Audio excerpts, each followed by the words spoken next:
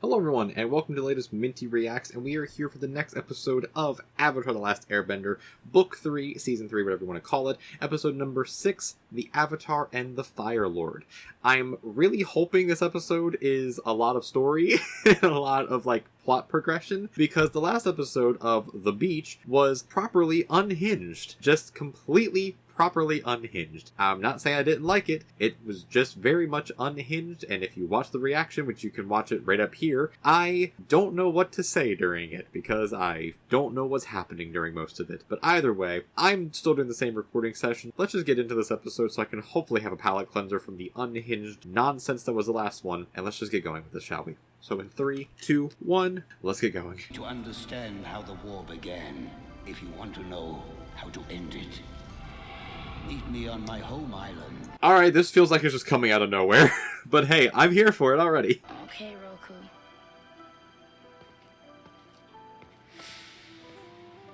Alright, so we're just getting the backstory episode now of the war. Good, but also kind of came out of nowhere, but I'm here for it. But there's nothing here. There probably was something there originally. Yes, there is. An entire village. Understandable. That makes sense. Comet, and used its power to launch his full-scale invasion of the world. In the end, he died a very old and successful man. But Yeah, all makes sense.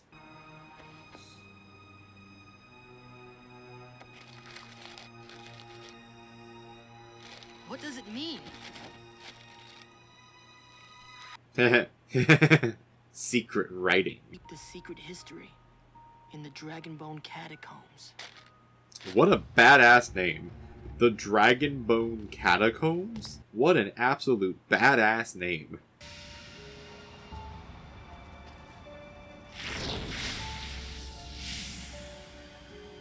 Alright, pretty cool locking mechanism. Gotta say, pretty cool locking mechanism. Similar to the air temple ones. Very cool. I like it. come, Aang, Where are we going? to visit my past, our shared past. Nice. This is a really cool episode so far. I like the episode so far. Time when everything was so much brighter. Wait a minute. Remember my friend? Is that Ron Perlman?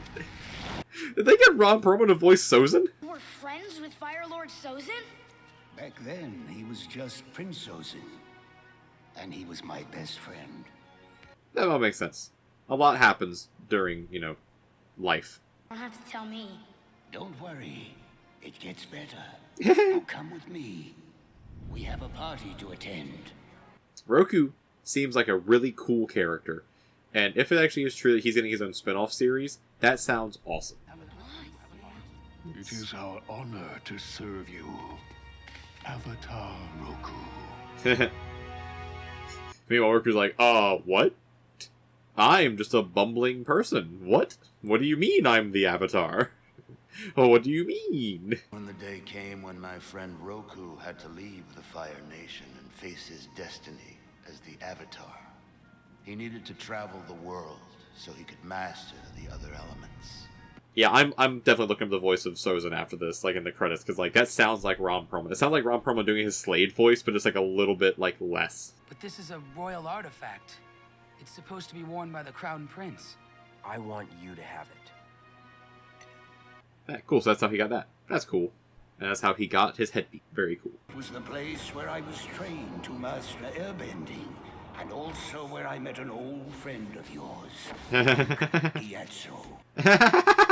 Oh man, young Gyatso. Very cool. Friendships are so strong, they can even transcend lifetimes. That's really cool. This is a really cool episode. I really like this. Woo! A little forceful there, Roku, but you still got it.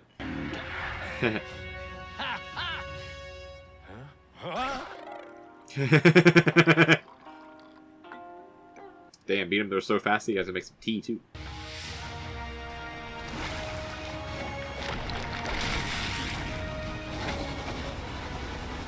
That's cool. That was cool. Or should I say, Fire Lord? Customarily, my subjects bow before greeting me. But you're the exception.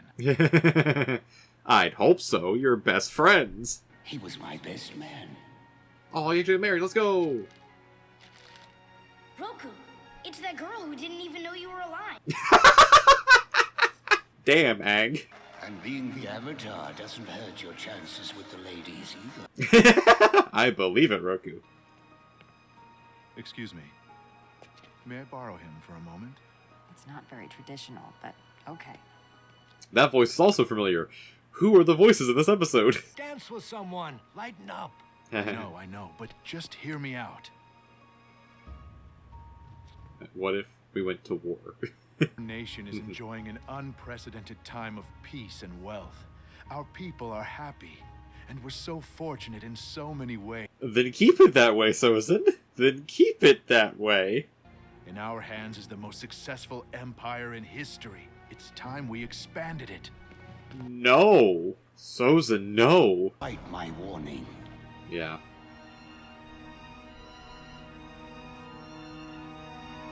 Wow. Your loyalty is to our nation first. Anything less makes you a traitor. Don't do this. I mean, he's the Avatar, though. He's supposed to keep balance. Bro, you just try to kill the Avatar. He's the Avatar. He's also your best friend. You should know that he's probably better than you at this point. Wow. Whoa! Roku was not playing around. But I warn you, even a single step out of line will result in your permanent end. Damn! What a threat. Woo! Roku was not playing around. Holy shit. 25 years after our battle. 25 years? Most of my Holy shit.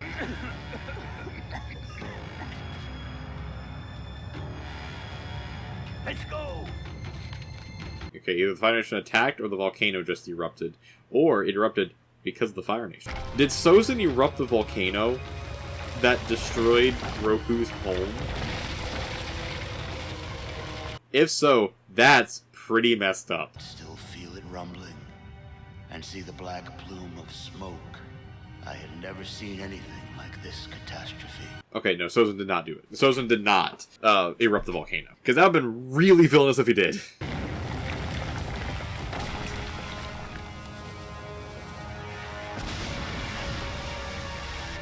Did Roku sacrifice himself, though? Is this where he died? Is this when we get Aang? I guess the timeline would kind of line up, yeah, so. This is amazing, Roku. You're battling a volcano, and you're winning. Well, for now he is. No.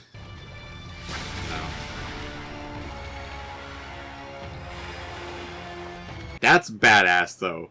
Roku is fighting off an actual natural disaster.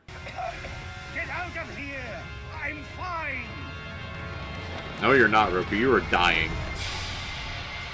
And then he went to the Avatar state. Okay.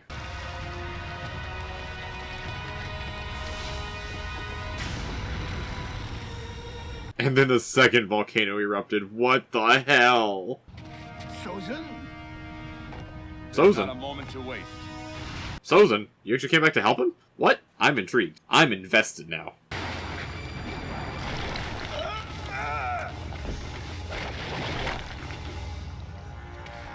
Nice catch. Nice catch. This is amazing. Oh god, they went right into him. Oh shit. Without you, all my plans are suddenly possible. I have a vision for the future, Roku. Sozin, no. Oh my god. Holy shit. He just let his best friend die. Just to go to war with the world. And you will bring peace and restore balance in the world. Roku? Roku! Wow. Wasted the remainder of my life searching in vain. I know he's hiding out there somewhere. The Fire Nation's greatest threat. He wasn't hiding, he was in a coma. That can't be it. Where's the rest of it? That's it, Zuko. That's his testament. That's his story. The note said that I needed to know about my great-grandfather's death, but he was still alive in the end. No, he wasn't. We're finally hearing from Ira. Let's go. Sozin was your father's grandfather. Your mother's grandfather was Avatar Roku. Oh! Oh! Can help you better understand the battle within yourself. That makes sense then. And the Fire Nation, born in you, Yeah, along yep, with yep, all the strife, I get it, I understand. is the power to restore balance. Yeah. Befriend the Avatar, work together to make up for the sins of your grandfather. It's supposed to be worn by the Crown Prince. It's the headpiece that Roku had. Even after Roku showed him mercy, Sozin betrayed him like that? Yes. It's like these people are born bad. Who was just as much Fire Nation as Sozin was, right? Mm-hmm. If anything, their story proves anyone's capable of great good and great evil. That's what it is. Well, scientifically speaking, there's no way to prove that. Oh, God damn it, just hold Sokka. hands. Yeah, yeah, Sokka, just hold hands. There we go. But no. What that story was trying to show, 100% what that story was trying to show, was that Zuko and Aang need to be friends. They need to be they need to befriend each other. They need to work together. They need to bring balance, because Sozin turned his back on the balance of the world and killed his best friend. Killed his best friend, who was also the Avatar. So basically, Sozin killed the Avatar, which shifted the world into a state of imbalance, as we see here in the show. However, because Sozin and Roku were Zuko's grandparents on both of his sides, then that means that Aang, as the Avatar now, and Zuko as the descendant of both Roku and Sozin, if they befriend each other and they work together to stop the Fire Lord. I forgot the Fire Lord's name. I forgot his name. But stop Zuko's dad. Then it can hopefully bring balance back to the world, because then the Fire Nation will not be as powerful as the other nations are. Because it's what Roku said initially in the early part of the flashback, was that there are 4 nations. They need to basically be the 4 nations. They can work together. They are more beneficial when they work together, but there shouldn't be one more powerful than the other one, because that completely throws off the balance of the world. Yes, Roku did not say all that. I'm interpreting most of that from Roku, because that just makes the most sense. Especially with how this show is dealing with the concept of world balance, of worldly balance, of like power balances in the world. Like, it makes sense from like a mystical type of like level as well, where it's like, yeah, if you have the 4 nations that are all in balance normally, then you can't have one completely outweigh the other, because if you have one outweigh the other 3, then the whole mystical balance of the world is just thrown off, which is why we get this show, because Aang wasn't there to stop it. Aang was not there as the Avatar to stop it, so then the Fire Nation got completely out of control, and we got what we are now. I'm basically just talking over myself at this point, and just talking myself into circles, but that episode was really great. That's basically what I'm getting at here. I loved all of the backstory and all the history, and seeing how cool of a character Roku is. Like, Roku's a cool-ass character. Like I said in the episode as well, like, if that actual rumored, like, spin-off series about Roku is actually happening, that sounds cool. I really would love to see what Roku does, but also in the flashback we kind of saw what Roku did. Like, we kind of saw. He trained for 12 years, had a battle with Sozin, and then was off for 25 years just doing whatever he wanted to do. So what happened in those 25 years? I don't know. Did anything happen in 25 years? I don't know. But that was really intriguing. I really liked the whole history of that as well. And to see both sides of it too. That's the even cool part. To see both sides of the story, from both Zuko's side with Sozin and Roku's side with Aang. That was really, really cool. I very much loved that whole aspect. Loved that whole aspect.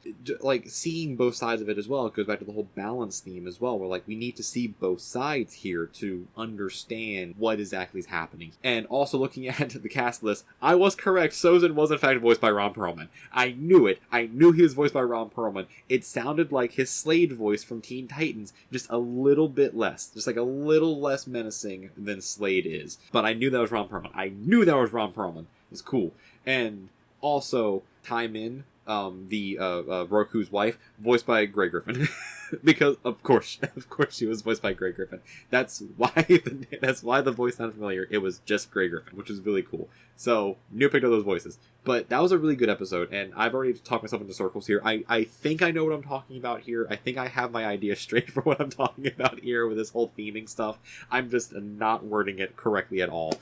But basically what I'm trying to get at here is by the end of the season, we're going to get Zuko with the gang, which we kind of I already know this about the show. Unfortunately, that's just one of those like cultural zeitgeist things. Is like, yep, Zuko is part of the gang at some point. I'm excited to see how that happens, though. I'm excited to see where that happens and how it happens. Like, how do Aang and Zuko fix their issues and start teaming up together? How do they do this? So I'm really curious to see that. And I'm excited. I'm very excited. That was a really, really good episode. And what a weird, going back to balance, what a weird balance of completely unhinged from the beach and really great storytelling from this one. So that's Avatar for you. That's just Avatar for you. Phenomenal writing, no matter what they give you.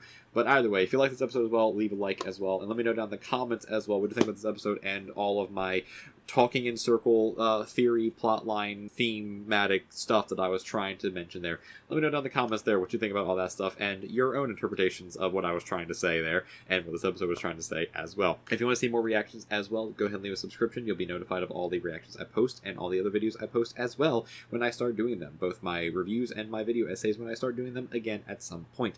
And any other video that I decide to do in the future. But either way, with all of that out of the way, if you want to see more from the channel, right over here is going to be a playlist for another anime series you can watch. Go ahead and watch that too. Over here is going to be a video that YouTube recommends for you as well. Until next time, stay bending, everyone, and I'll see you in the next one. Until then, peace, everyone. Peace.